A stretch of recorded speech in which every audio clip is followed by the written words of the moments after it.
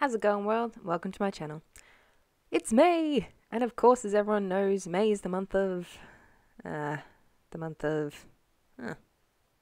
much happens in May, does it? I mean, there's Mother's Day, but I couldn't really think of anything to make for that, so I branched out and googled events in May worldwide. And of course, the first thing came up was the royal wedding. I love weddings, especially royal ones. Now, originally I planned to have a mini Meghan Markle, but then I realised that they're keeping her dress a secret in usual royal fashion, and I do not have the skills to make a doll look like a real person. So instead I decided to compromise by basing the doll on Meghan Markle, looks and colour scheme and whatnot, and make a Love Nikki doll dress. Win-win! So as usual, Love Nikki had plenty of different options to provide. In the end, I did go for this one because I remembered that I promised I wouldn't use paints in this video, so yay! When I was looking at all the different options, I figured that this one I could fudge just a little bit and then it would still look really good. And let me tell you, it was a challenge, but it was really fun and interesting to think of different ways that I could make it really unique without actually using paint. I thought of using machine embroidery or hand embroidery or even quilting patterns onto some fabrics and then making it into a dress. And then there was making the small little flowers all by hand and stuff, and it was just all so much and I just didn't have enough time. So either way, I'm getting ahead of myself. So let's go back to the start and go back to the face up, shall we? Now that I think about it, I actually started with the hair, and that, let me tell you, was a process, but it was really interesting. Oh dear. So I decided to use the method of plugging her hair in piece by piece, and if you've never done it, there's many ways you can do it, particularly when you're using different types of hair. I personally use what I can find, which is actually old wigs that I have from various cosplays in the past. I just so happen to have this perfect one, and it's probably not a great quality wig, but it's probably better quality than a lot of the cheap ones that I've had in the past. And I actually found that the hair was really quite beautiful, at least until I curled it, but you know, you live and learn. So whilst I show you some highlights of the very, very, very long process of plugging every single little hair into her skull, I might explain that I did actually plan to have this video out by like mid-May, around the 15th, but life got in the way, as it does. But oh well. I did manage to finish it, but I finished it like literally the night of the wedding, and then her dress was revealed and I was like, well, I wasn't even close. I'm glad though. I didn't really want it to be too similar to Meghan. I just kind of wanted it to be inspired by Meghan rather than an actual mini Meghan. I did, however, love her veil. I thought it was really sweet that it had all the flowers from the different Commonwealth countries, but I just could not fathom making something like that. And I actually didn't put a veil on this one in the end just because it just wasn't doable. I couldn't get it that size. I couldn't get it to sit right, and it just didn't want to stay there. It was too top heavy. There were several reasons, and that's something you always have to consider when you're going down to doll size, is that sometimes it's just not reasonable and you just have to let go of some ideas and embrace others. Now her face was fun. I actually used some pastels just to give her some blush, and I even tried to contour her face a little bit. It kind of works. It's up and down here and there, and I had to do a lot of trial and error, but I think I got it in the end.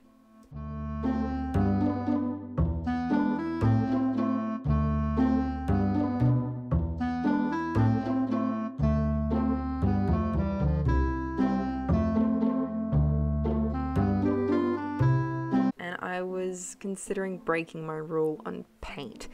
Not for the whole face, I just wanted to give some detail to her eyes, because there was a particular picture of Meghan where her eyes were just like, they just looked golden, and I couldn't believe it, and I was like, okay, I have to recreate this somehow.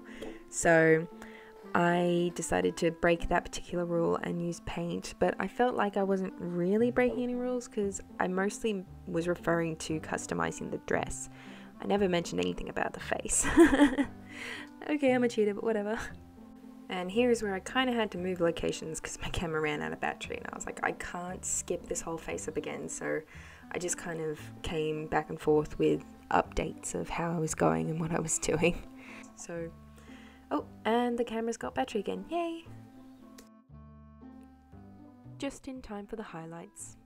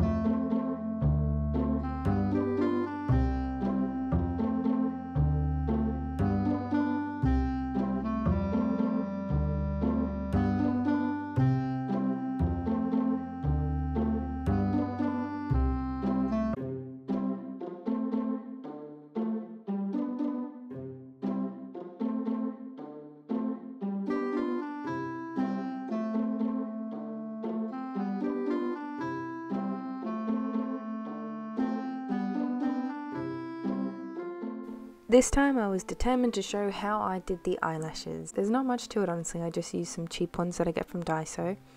I measure them up and then I cut them down to size.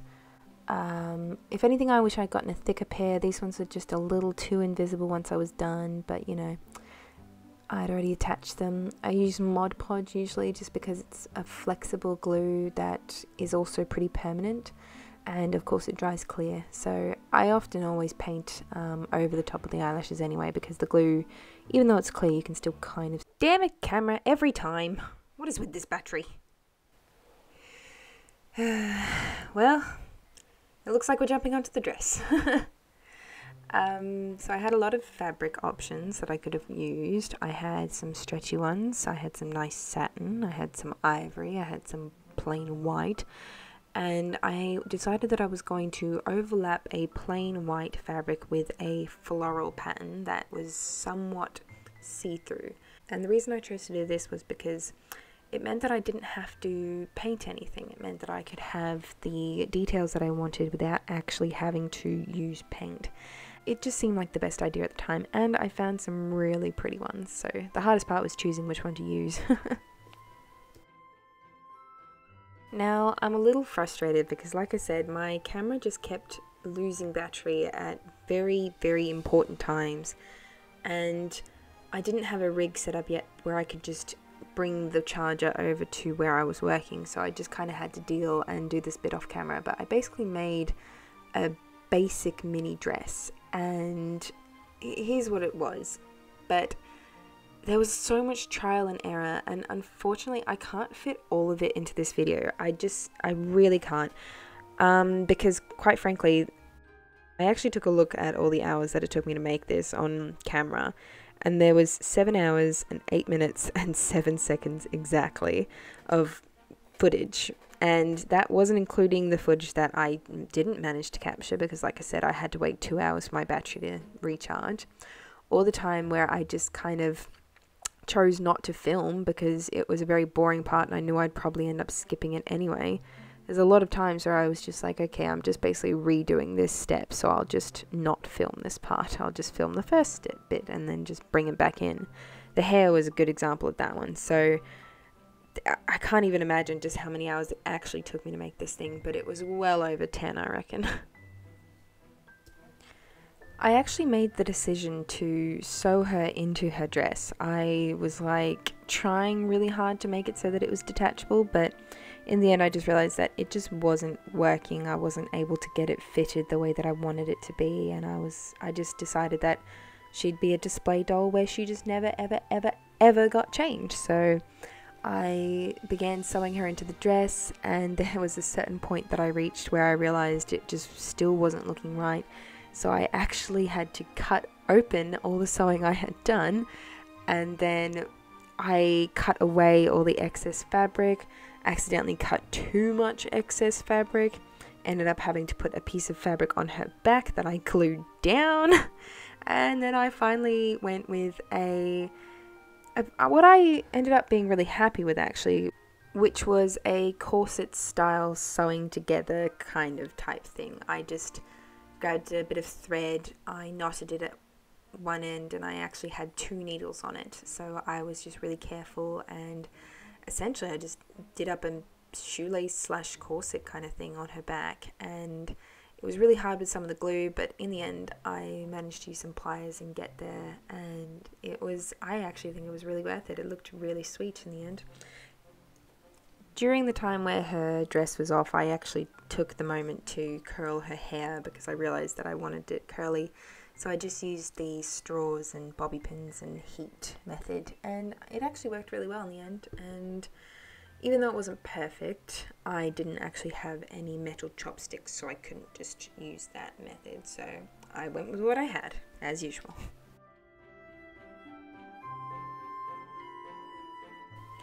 I also added some godettes at the bottom to give it a bit more space. I also used some puffed up organza, which I gathered together to give it some body, and then I gathered even more organza in order to make the big poof on the back, which in the end, like at first I was just kind of winging it and hoping for the best, and I added some lace onto the end to trim it to make it look pretty, to try and recreate the design without actually, painting or sewing it on.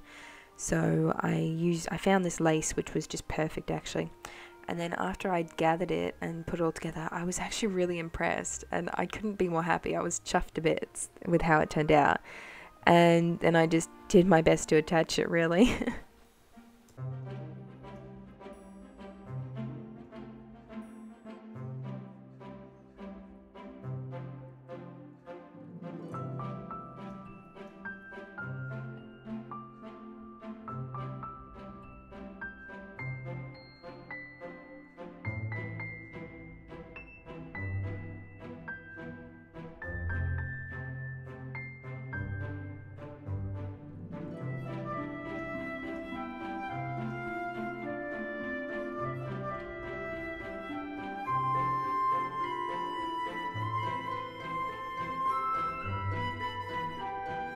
Then there was of course the armband that I wanted to go around the top. I used some fray stopper so the organza wouldn't go anywhere, and then I attached it to the front with some glue, but before I wanted to attach to the back I realised that I needed to know where her arms were going to be placed, so I made her a little bouquet first.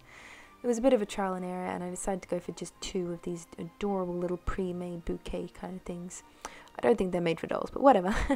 I then used some proper floral tape just to wrap around the bottoms to give it something pretty so it would be silver and nice and you wouldn't notice.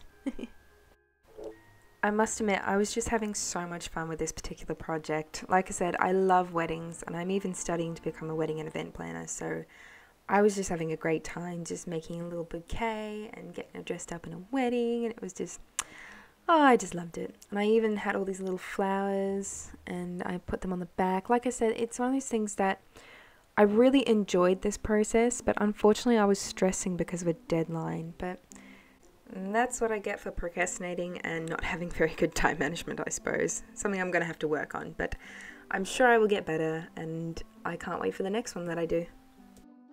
Now, there was a whole big drama where I did actually try to make some proper shoes for her, but unfortunately because I'd sewn her into the dress and I had just basically completely thrown her off balance, and I just couldn't get her to stand in her normal shoes, and I couldn't get her to stand with a normal stand either because it just couldn't stand behind her. It had to be in front, and I couldn't get any photos like that, so I decided to make a wire frame which I then glued to her feet, and that is eventually how I managed to get her to stand.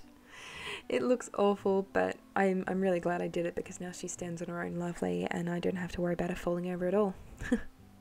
Now, you've probably already seen it throughout the video, but here's how I made it. Now, this tiara, I swear, was probably the hardest part of the whole project, simply because it was just so tiny and so fiddly, and I just couldn't seem to get the shapes to fit together. I had to try 3 different types of glue in order to pull it together, because I couldn't solder anything. It was just too small for that kind of work.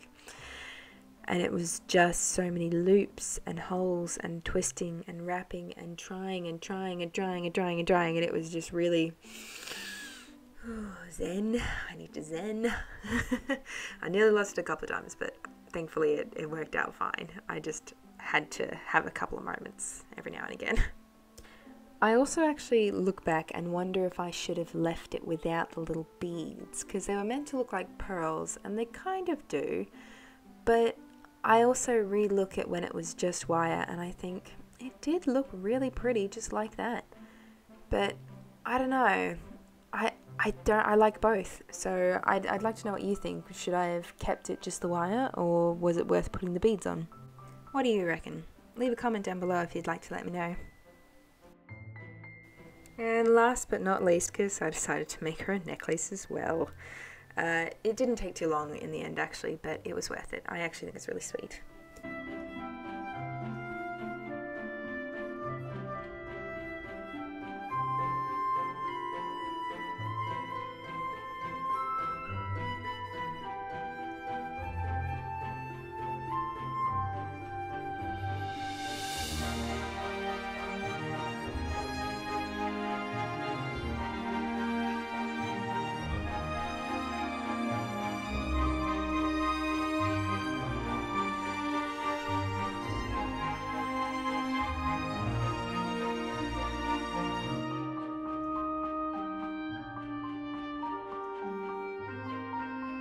So here's the final product. What do you think, guys? I must admit, I just had so much fun photographing her, and then the music was just perfect, so that went for a really long time, but I think it was worth it. She ended up being so beautiful, and I'm actually really happy with her. Her hair's a bit flyaway, but that's a whatever, I don't really care. I hope you enjoyed watching, and if you did, then please feel free to like the video and subscribe to my channel, and I hope you enjoyed it as much as I did. I hope to see you next time. Bye!